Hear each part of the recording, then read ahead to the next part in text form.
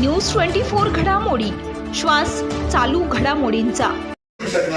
आता वॉट प्रचंड वाढलेले आहे, ते एक गटप्रमुख करू शकतो.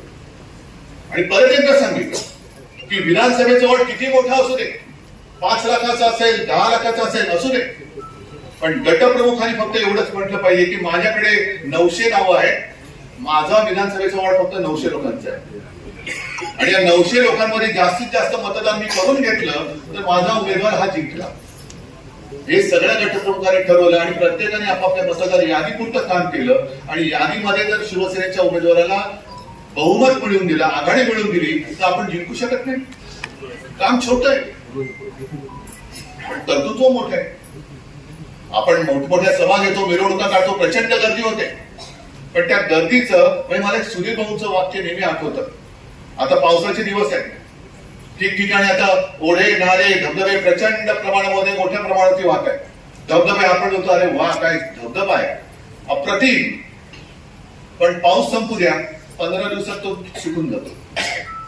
मग ते सगळं पाणी वाहतं बदाड बदाड बदाड. त्याला जर का आपण नीट काही केलं नाही, त्याचं धरण बांधलं नाही, त्याला कुठे काही कॅनल बांधले नाही, तर ते पाऊस म्हणजे निसर्ग देतोय पण आपल्या कर्मदरीलपणाने आपण ते घालून टाकले समुद्रात जाते.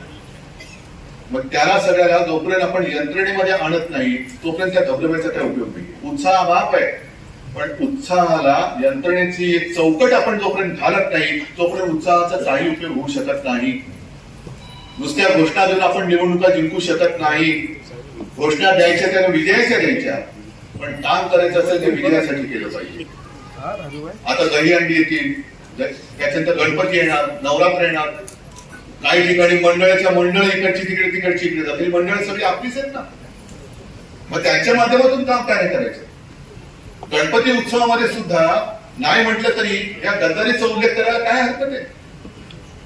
जर स्वतः शंकराचार्य आपल्या घरी येऊन गेले आणि त्यांनी सांगितलं की विश्वासघातासारखा दुसरा घात असू शकत नाही आणि विश्वासघात करणारा हिंदू असूच शकत नाही, स्वतः शंकराचार्य बोलले. आणि दुसऱ्या एका गोष्टीचं मला बरं वाटलं, कारण येताना मी भगवे घेतले पाहिजे. आणि मी जे तुम्हाला मागे बोलवतो, आपल्या भगव्यावरती मशाल सुद्धा लावू नका. आपला भगवा छत्रपतींचा भगवा तो कशाचा असला पाहिजे, तो भगवा दिसण्याचा कळले पाहिजे, हेच खरी शिवसेना. पण मशालीचा प्रचार मात्र जोरात झाला पाहिजे. अजूनही काही शाखांच्या बोर्डावरती धनुष्यबाण दिसतोय आहे ना, ताबडतोब तिकडे मशाल झाली पाहिजे. कारण गेल्या वेळेला आपल्याला मशालीचा प्रचार करायला तसे दिवस मिळाले नव्हते, आता मिळालेले आहेत. सुप्रीम कोर्टामध्ये केस आहे. मी काल आशा व्यक्त केली की 5-10 वर्षामध्ये तोही निकाल लागेल आपल्याला. ते तुम्हाला आणखी वाटायचं 20-25 वर्षात लागेल, पण निकाल लागेल नक्की. आणि आमची सुप्रीम कोर्टावरती श्रद्धा आहे, आमचा विश्वास आहे, त्याच्यामुळे नक्की निकाल लागेल. 5 दिवसात लागेल, 5 वर्षात लागेल, 50 वर्षात लागेल, माहिती नाही, पण निकाल लागेल नक्की. तोपर्यंत आपलं शिवसेना उद्धव बाळासाहेब ठाकरे, मला माझं शिवसेना हे नाव पाहिजे आणि ते मला मिळणार. हा मला माझ्यामध्ये आठवण.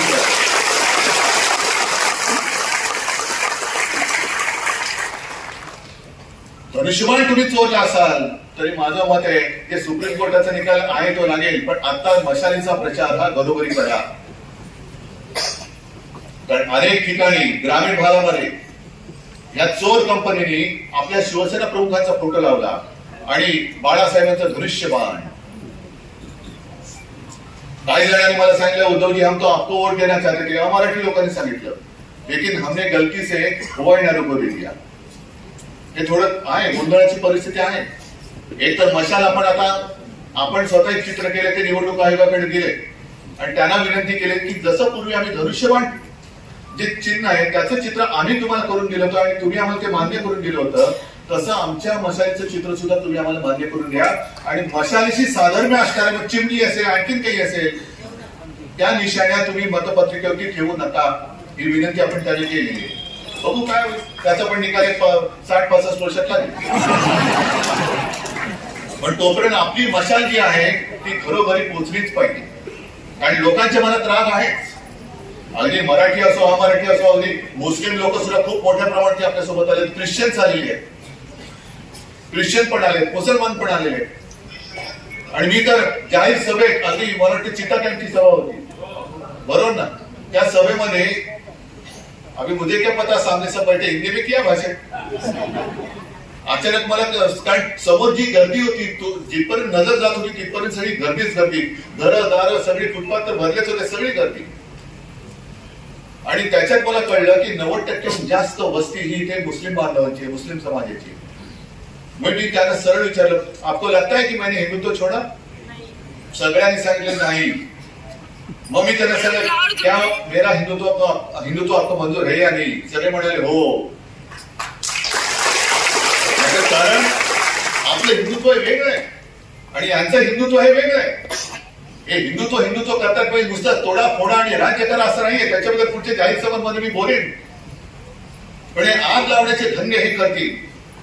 आपल्यातले सुद्धा काही लोकांना आज सुद्धा फोन येत असतील, काही जण हा गेला तो गेला. जायचं तर उघड जा, पण आत राहून दगाबाजी करू नका.